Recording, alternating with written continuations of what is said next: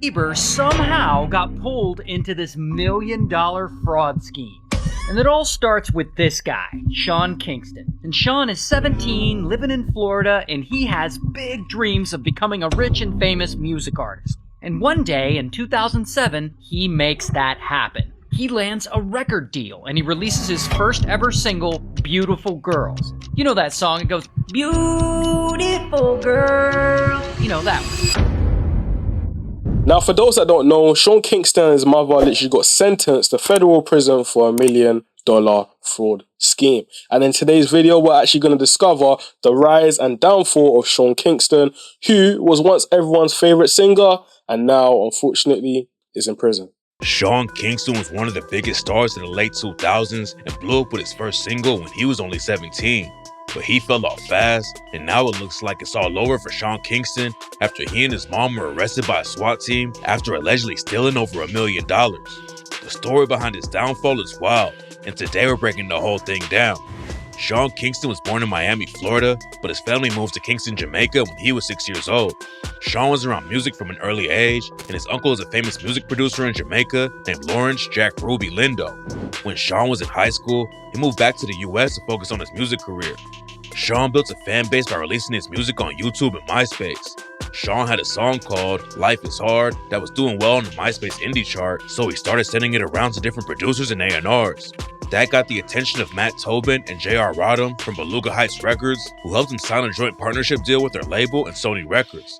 At the time, Sean Kingston was more of a rapper, but Matt and J.R. saw way more potential in him as an R&B singer and pop star, so they convinced Sean to start going in a more melodic direction to make his music sound more marketable. Sean ended up getting a new deal with Epic and Koch Records and started working on his debut album, which is when he recorded the hit single, Beautiful Girl.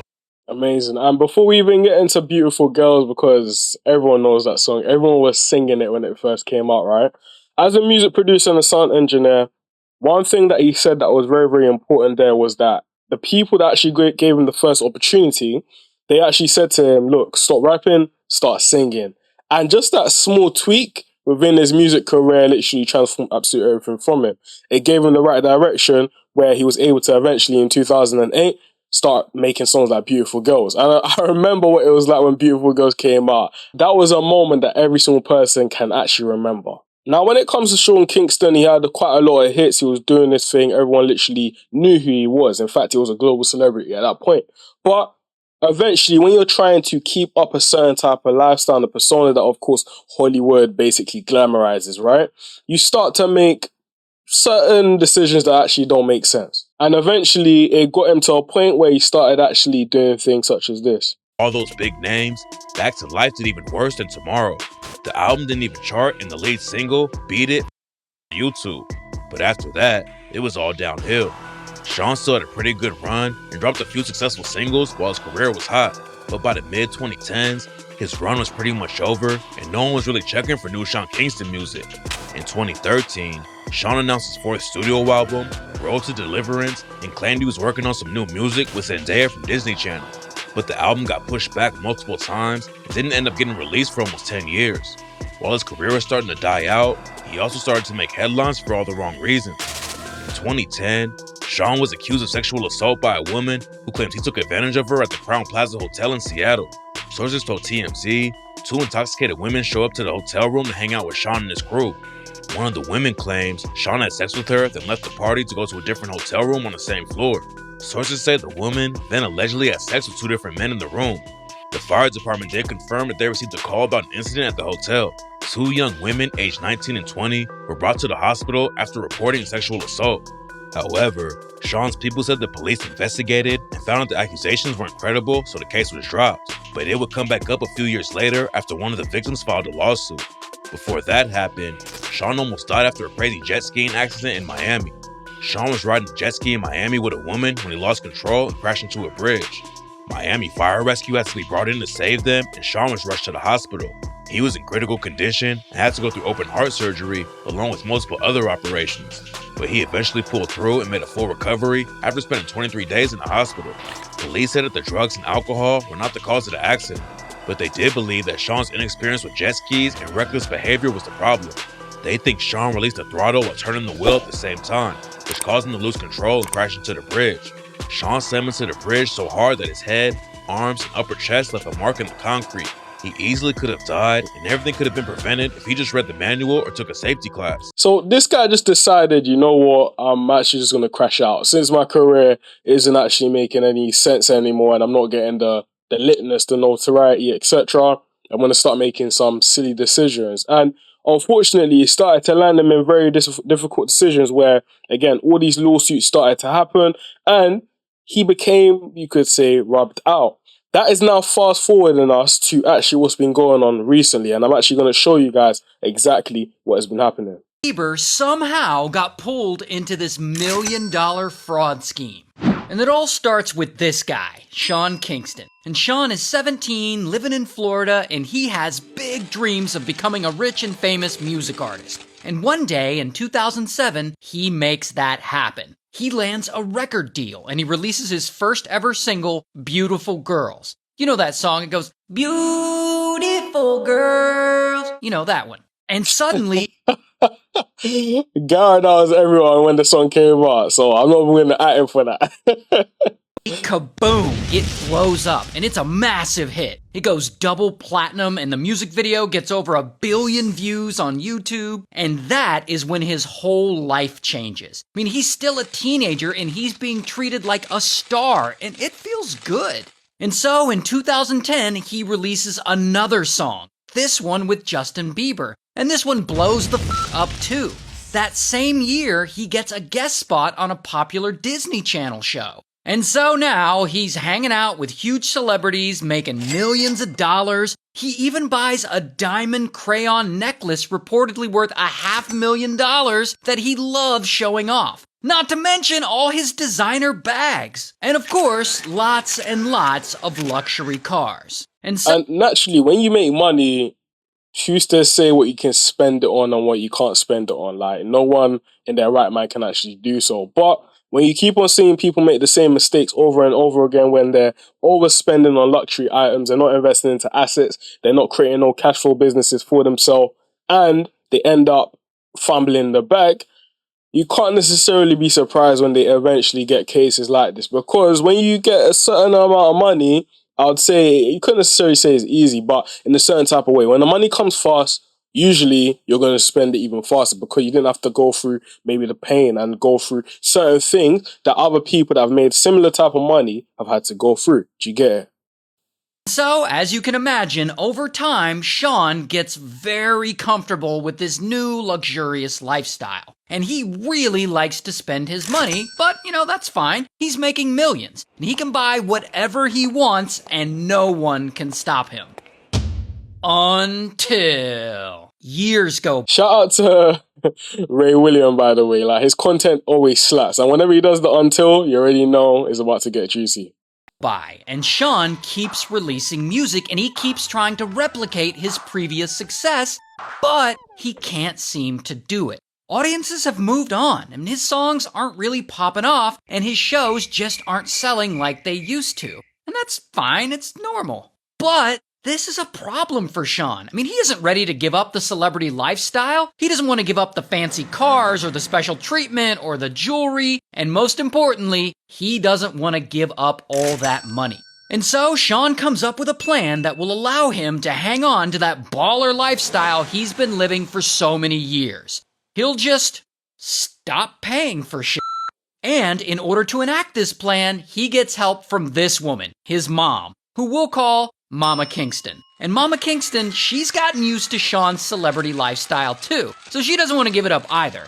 And she just happens to have gone to prison before for committing a little something called bank fraud. And so she knows a little something about not paying for shit.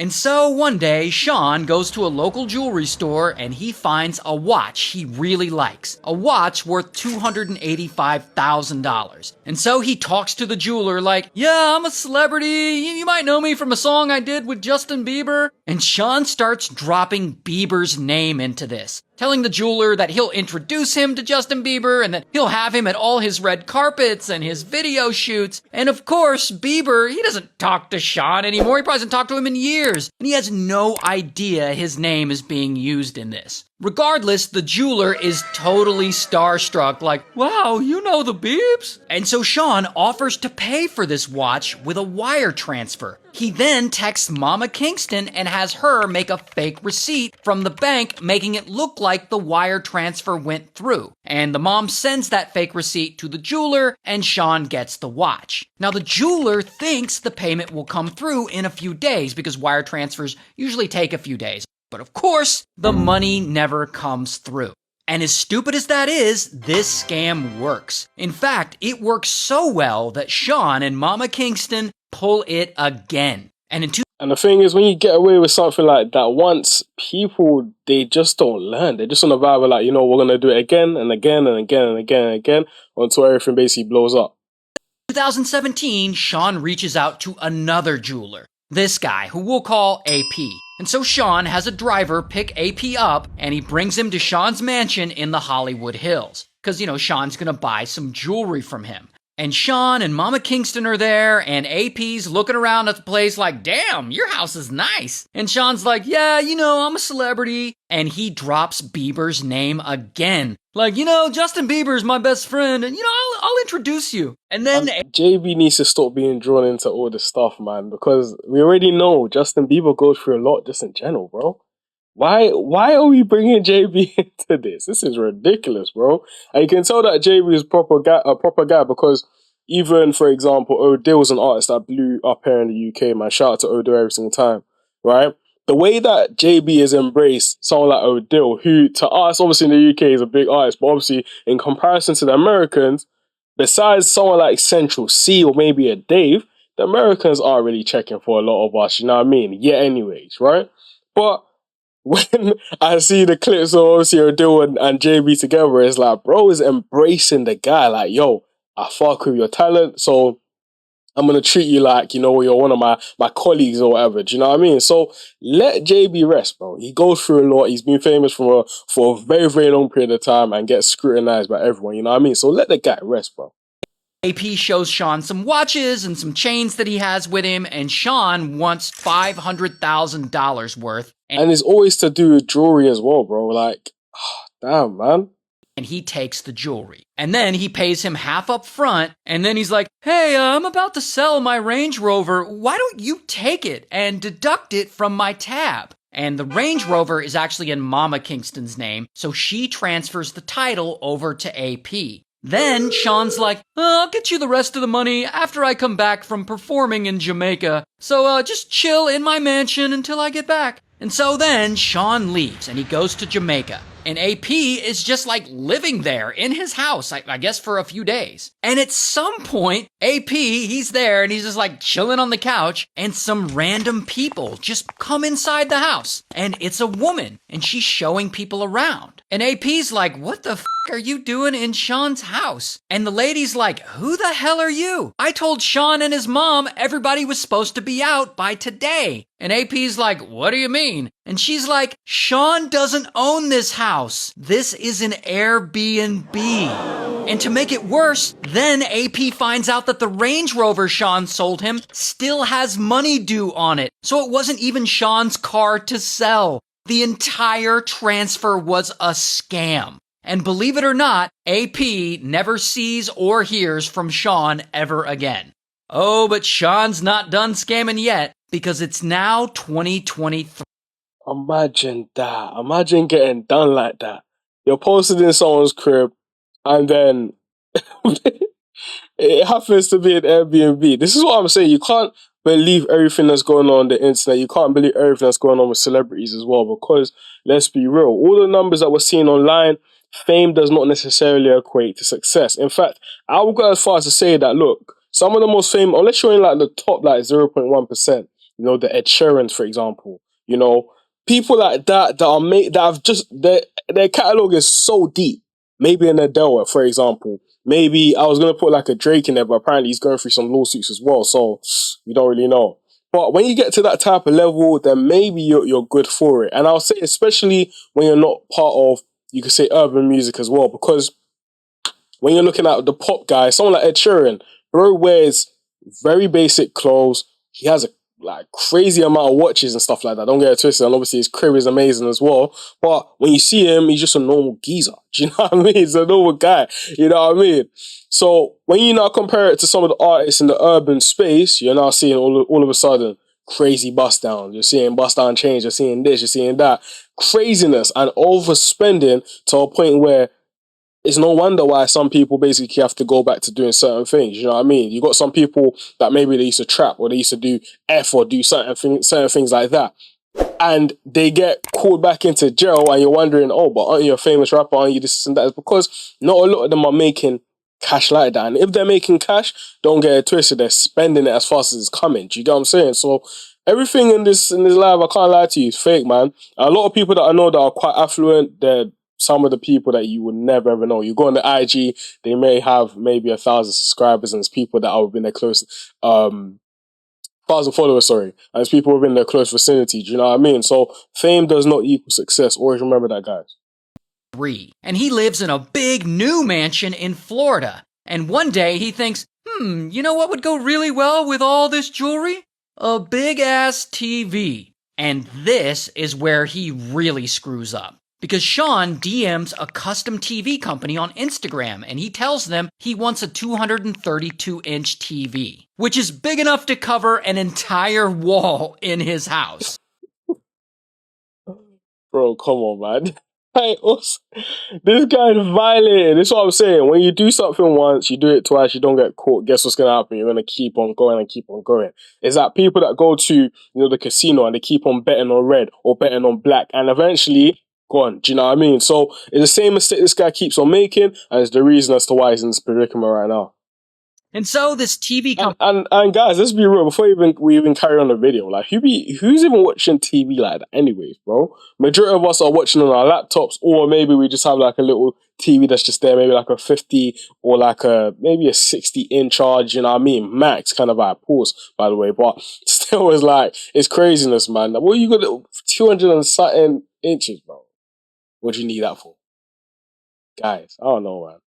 Company crew comes over to his huge mansion, which Sean again pretends to own, even though he's actually renting it. But anyway, they got this humongous TV worth $150,000. This is actually a picture of it.